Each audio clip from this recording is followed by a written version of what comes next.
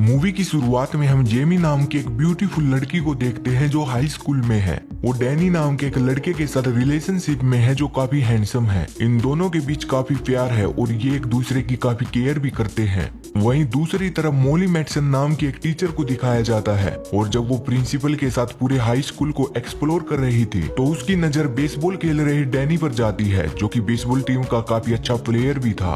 मोली जब डैनी को देखती है तो वो उसके दिल को भाने लगता है जिस कारण वो अट्रैक्ट होने लगती है। वहीं क्लास में पहुंचने पर मोली सबको अपना इंट्रोडक्शन देकर पढ़ाने का काम शुरू करती है, पर यहाँ भी उसकी नजर डैनी पर ही टिकी रहती है। और फिर क्लास खत्म होने पर वो डैनी को स्टडी में हेल्प करने को बोलकर बाद में मिलने को बोलती है क्योंकि आजकल वो कुछ अच्छा परफॉर्म नहीं कर रहा था। इसके बाद हम उन्हें बातें करते देख सकते हैं। मोली डैनी को एक्स्ट्रा ट्यूशन देने को बोलती है ताकि एक बड़ी यूनिवर्सिटी में एडमिशन लेने का उसका सपना पूरा हो सके, लेकिन ये सब उसका एक प्लान था डैनी को अपने जाल में फंसाने का। वो उसे बोलती है वो लोग अगले दिन से ही एक्स्ट्रा क्लास शुरू करेंगे, पर यहाँ डैनी बताता है कल वो थोड़ा बिजी है क्योंकि कल उसकी और जेमी की फर्स्ट एनिवर्सरी थी।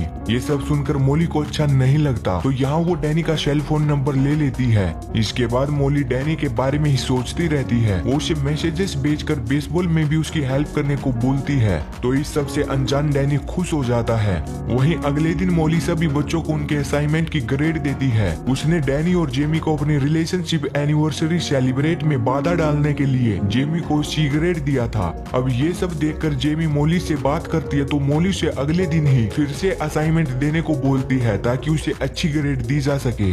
जेमी भी इसके लिए मान जाती है क्योंकि उसे एक बड़ी यूनिवर्सिटी में एडमिशन के लिए अच्छी ग्रेड और स्कॉलरशिप की जरूरत होती है। क्लास के बाद जेमी डैनी को एनिवर्सरी सेलिब्रेट के लिए सॉरी बोलती है और आज सिर्फ स्टडी को बोलकर चली जाती है तो डैनी भी इसके लिए मान जाता है, पर इससे उसका मूड ऑफ हो जाता है। वहीं स्कूल के बाद डैनी घर जाने लगता है तो उसके फ्री होने से मोली उसे अपने साथ एक बार में लेकर जाती है जहां वो काफी सारी बातें करते हैं। यहाँ वो डैनी से उसके और जेमी की सेक्सुअल रिलेशनशिप के बारे में भी बात करती है, पर डैनी उसे बताता है अब तक वो दोनों इंटीमेट नहीं हुए हैं क्योंकि जेमी अभी इसके लिए तैयार नहीं है। ये सुनकर मोली खुश होती है और जब ये लोग यहाँ से जाने लगते हैं तो मोली डैनी को किस करने की कोशिश करती है, पर डैनी को ये सब ठीक नहीं लगता और वो वहाँ से चला जाता है।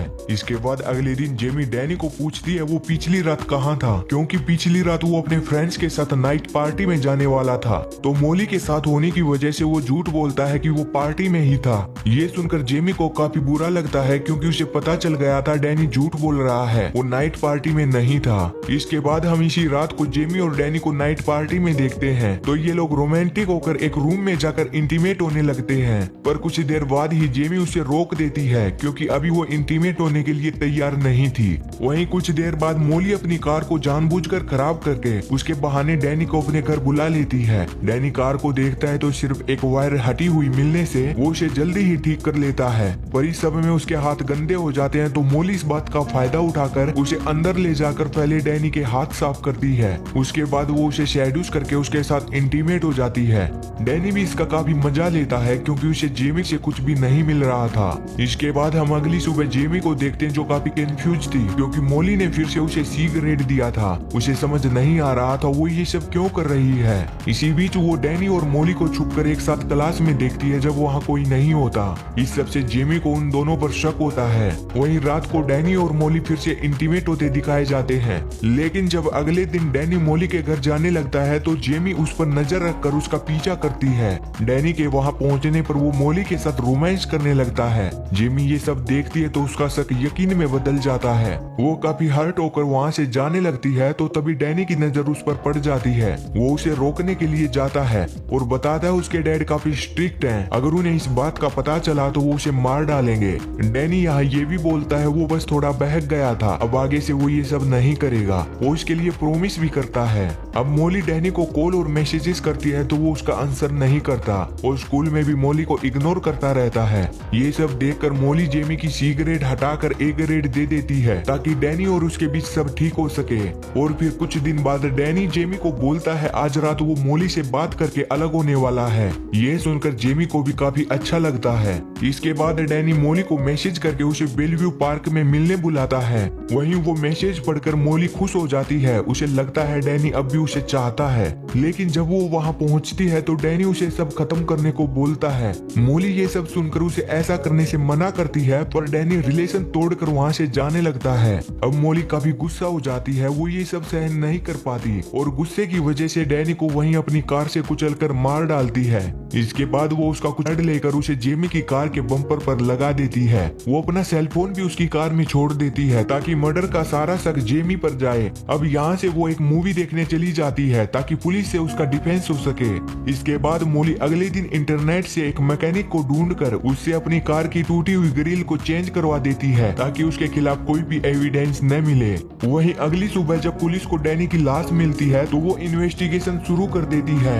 डैनी के मर्डर के बारे में पता चलने पर जेमी भी भागती हुई हॉस्पिटल पहुंचती है, जहां डिटेक्टिव उससे इंक्वायरी करते हैं तो जेमी बताती है उसे उनकी टीचर मोली पर शक है क्योंकि उन दोनों का अफेयर था, लेकिन उस रात वो मोली के साथ सब खत्म करने की बात कह रहा था। ये सुनकर डिटेक्टिव मोली के पास जाकर उससे बात करते हैं तो वो साफ मना कर देती है उसका डैनी के साथ कोई भी अफेयर नहीं था, वो बस उनका एक अच्छा स्टूडेंट था। वो बोलते उन लोगों को जरूर किसी ने भड़काया है। वो उस रात की मूवी टिकट भी दिखाती है। इतना कुछ काफी था मोली को बेगुनाह साबित होने के लिए। अब डिटेक्टिव शक के तौर पर जेमी के घर की तलाशी लेने लगते हैं और वहाँ जब वो उसकी गाड़ी को देखते हैं तो उस पर ब्लड लगा हुआ था। साथ में उन्हें मोली का रखा हुआ सेलफोन भी मिलता है जिसमें डैनी का पार्क में मिलने का मैसेज था। इस सब एविडेंस के बेस पर पुलिस जेमी को अरेस्ट कर लेती है। इसके बाद हम देखते हैं जेमी के मोम डैड किसी तरह जेमी को बेल पर बाहर निकाल लेते हैं। वहीं जेमी की मोम को मोली पर शक होता है तो वो स्कूल जाकर उसकी गाड़ी की चाबी चुराकर चेकिंग करती है, जहां उसे उसके फोन पर मैकेनिक की शॉप का एड्रेस मिलता है। ये सब देखकर वो उस मैकेनिक के पास जाती है, पर वो आदमी उसे साफ मना कर देता है ऐसी कोई भी लेडी वहां नहीं आई। पर जब वो वहां से जाने लगती है तो वहां की एक वर्कर उसे सब सच बता देती है, कैसे मोली ने काफी सारे पैसे देकर वो टूटी हुई ग्रिल चेंज करवाई थी। वो ग्रिल अब कबाड़ में पहुंच चुकी थी, इसलिए उसका मिलना आसान नहीं था। वहीं वो वर्कर भी ये सब पुलिस को बताने से मना कर देती है क्योंकि उसकी भी जॉब का सवाल था।